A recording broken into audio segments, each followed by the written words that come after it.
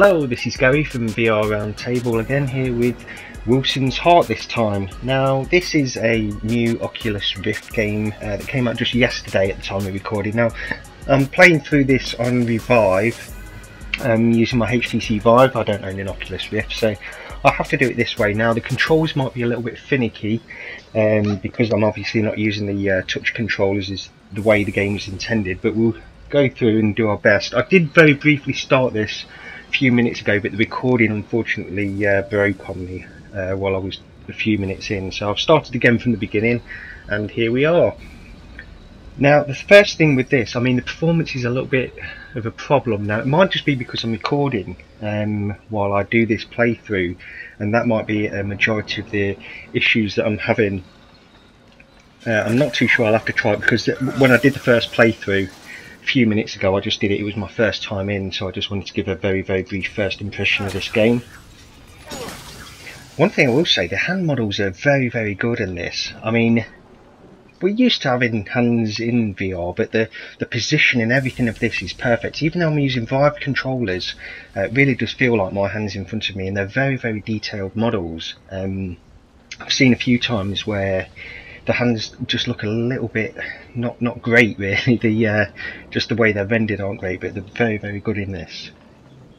So it's a teleporting game, and you can teleport round, but it's not free teleportation, and that means you've only got set nodes around the world that you can actually go to.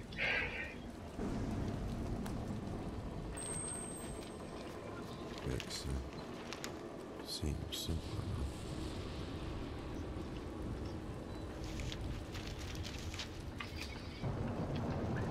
So, for example, you can look over there, and now we're in that place. So it's designed for a 180 kind of play space, really, the traditional Oculus Rift method. So darkened outlines are places you've already been, but you may revisit them in case you miss something. So there was one over there. When I put this down, I'll probably get to see it. If you aren't sure where to go, try looking in every direction. Outlines may even be behind you. So it's just explaining, this is just a tutorial. I've already been to that location.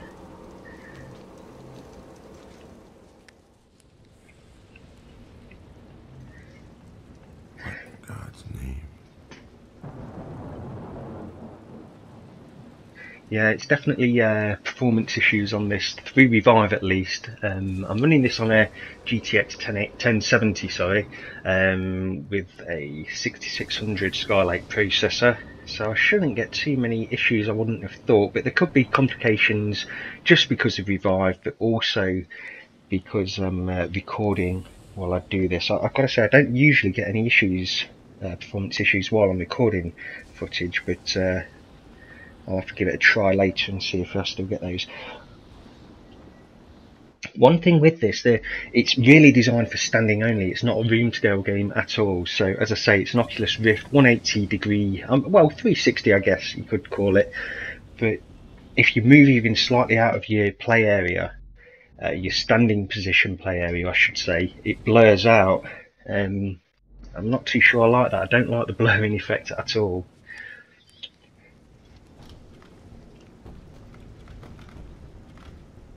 So this is pretty much where I got to just looking around before, when I had a few problems with the recording, so obviously I need to get through that door somehow.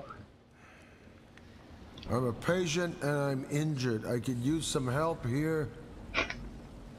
Probably could do with some help. Looks a little bit deserted. I mean that's got to be a bit of a clue when you've got half of the building missing. You've got to, at the back of your mind, be thinking things are not quite right here.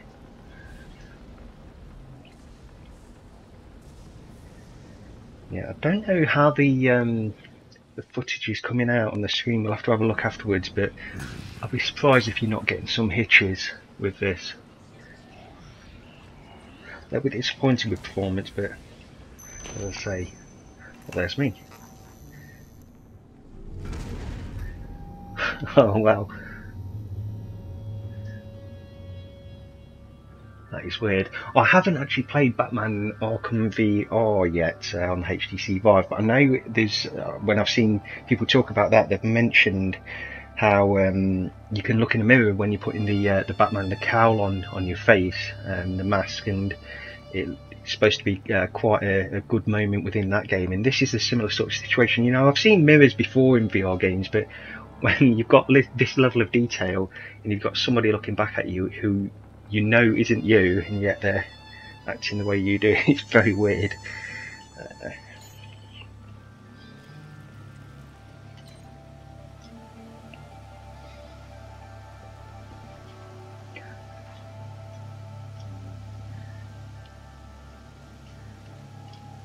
Can't do anything there.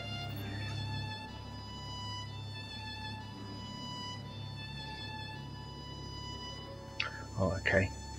Miss these. I'll take these things off.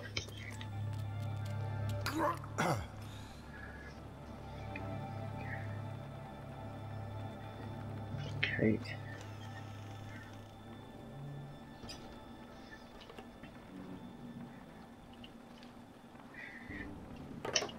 Can't do anything with these.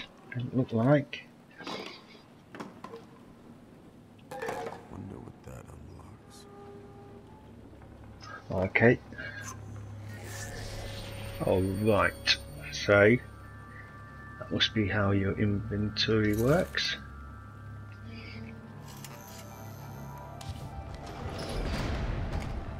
I don't know too much about this game. I know it's sort of got horror elements in it, but on an interview when I saw the developers are given, they did say that they try not to make it too scary, basically, because they wanted people to still enjoy playing through it.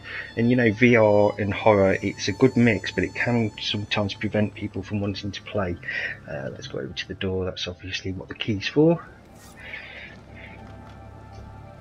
Okay.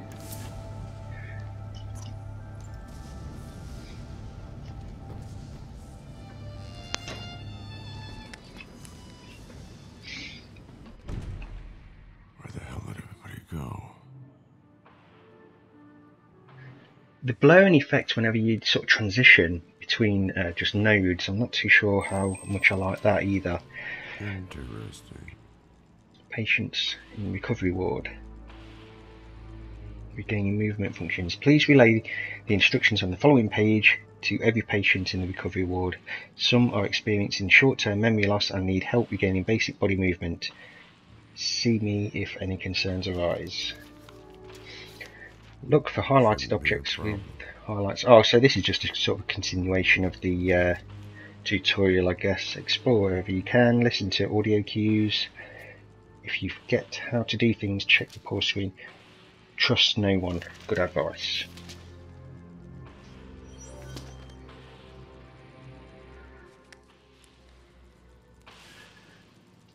Is anybody there? Hello?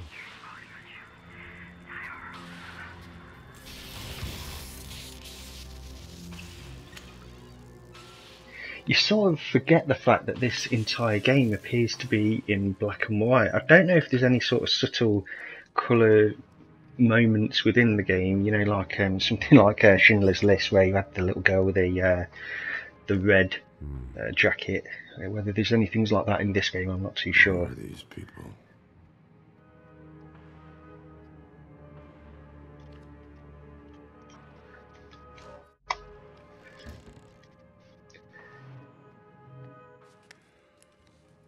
So I don't have a problem with teleporting in games generally. I'm not too sure about this node thing that we've got going on here. But then again, you know, you've got to put a little bit of trust in the developers and just say this is how they designed the game, so that should be good enough, really. I do like free movement in games where possible. But you know, there's some people that are absolutely anti-teleport altogether. I'm not really in that camp, but I would say that I prefer free movement or non-node type teleportation, really. Maybe the operator can help. Emergency call.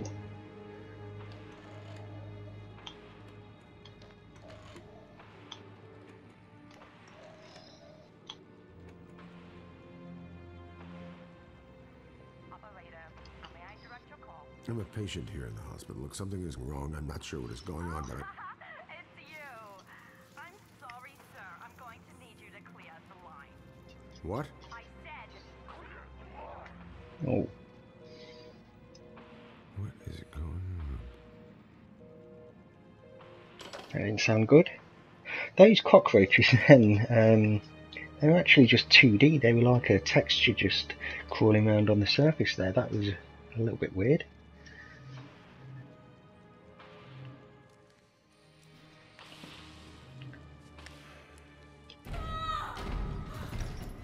Uh-oh. What God name?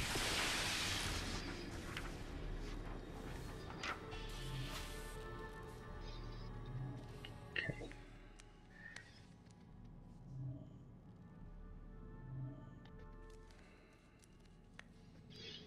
Harcourt Hall. Harcourt. Must be where I am at the moment. Another locked door. Let's go this way instead. 12. Oh, forgot about the key.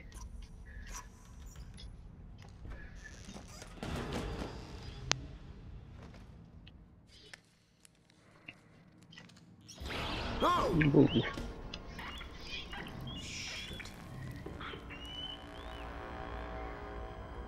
Yeah, the feeling in this game, you can tell like it's got a good level of atmosphere, some horror moments, but yeah, it doesn't feel too scary at the moment. Now, we'll see where it goes, but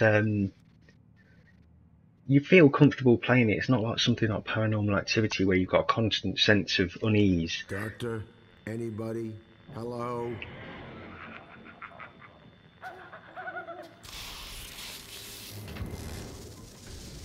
What in the hell? It might be the case that it's this lack of sort of constant unease. It's maybe something to do with the narration from the guy that you're playing as well. Place has been gutted.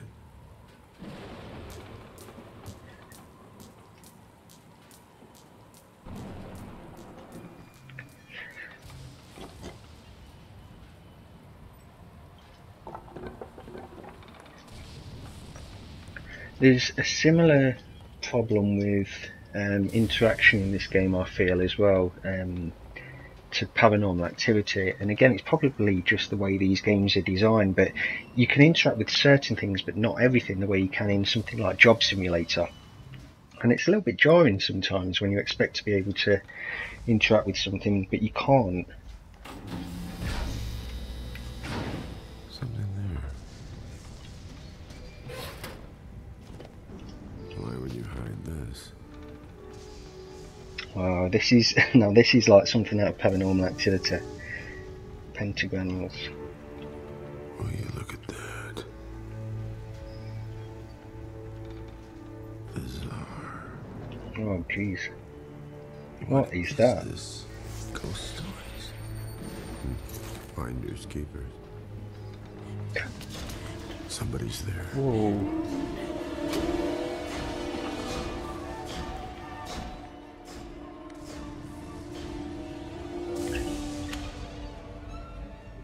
Oh man. Yeah, the unease is definitely rising in this game. Having the narration, Jesus Christ!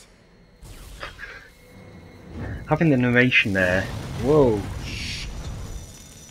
Only way out. Okay.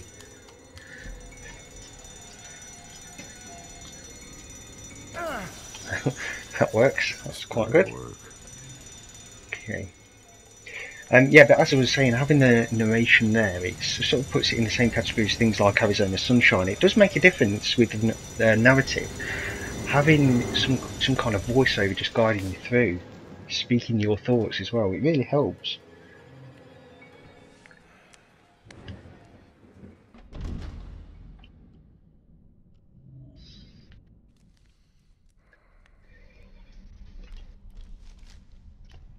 Definitely not my cup of tea.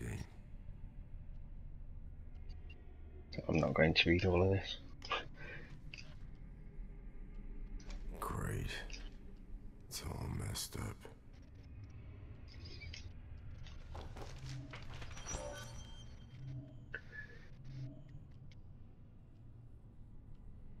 The environments are great though, even though you've got a lack of interaction. They are sort of really good looking.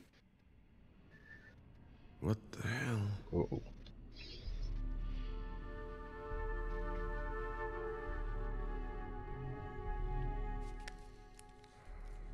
It's weird. Creepy stuff.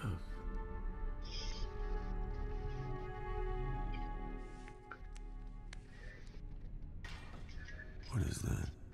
Steam? This isn't helping. So it gives you little cues of where you're going wrong. So this isn't helping. That's not the way to go at that point. It looks like you've obviously got to get in there at some point. It's got a padlock on there, so there must be something you can do.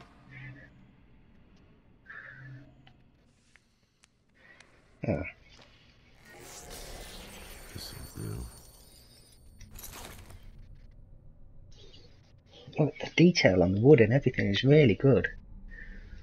I mean, it's only a flat texture actually, but it does look good. Texture, yeah. Have this problem with the blurring. It does get in the way sometimes. That's the way I've been. Let's go over here. Nurse? Anybody back there? Oh, oh, it's not writing what I want it to write. It's just writing its own thing.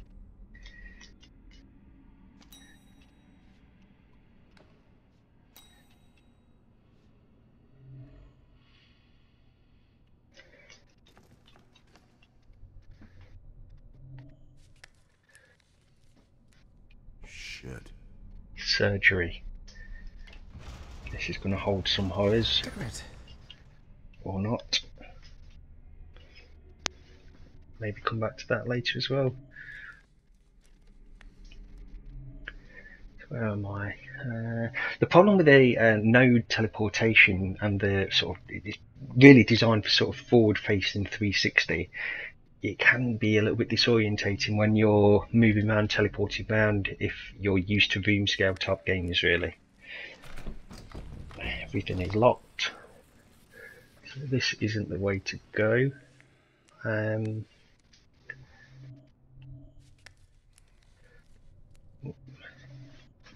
Oh, hang on a second, maybe. Let's see what, if anything. No, oh yeah, here we go. I'm not going to break through that. That's the way. Come on. You can bill me. I wonder where that hammer was built.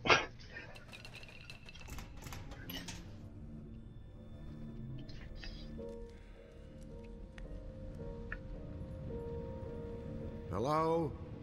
Is there anybody in here? Do you need help?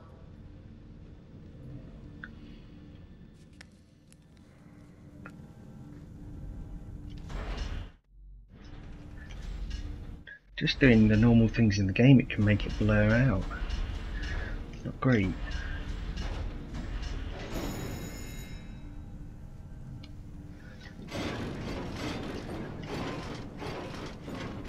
Won't let me lock those.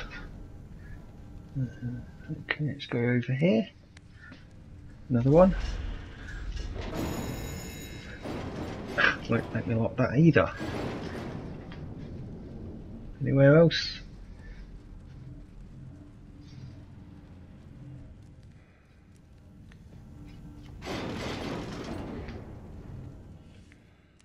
Not too sure what I just did there. Doesn't want me to do anything else, it doesn't look like. So let's have a quick look where else we can go. Is there anywhere else? Maybe I'll have to go back up that direction. But anyway, we can. I'll probably leave it there. I just wanted to. have a quick look at what this game was and what it was all about. And oh, now that's locked. Locked. But anyway, that's pretty much it. I just wanted to see how well it all worked through ReVive. It seems to work pretty well. Got a few performance issues, as I say. It's not too bad in this section, but there were some performance issues earlier on, and it might be to do with ReVive. It might be to do because I'm recording this footage as well. And I've got to say the graphics do look exceptionally good. There's a few problems. I don't like the blurring if you move out of your standing play area. Rather that wasn't there, to be honest. And also just a general lack of interaction at the moment, because you can see a lot of things around and you want to pick them up and do things with them, but it seems like you can only pick up the specific objects that have relevance to the narrative or the game. So yeah, that's pretty much it. But anyway, I'll leave it there. Thanks for watching this video, and I'll speak to you next time.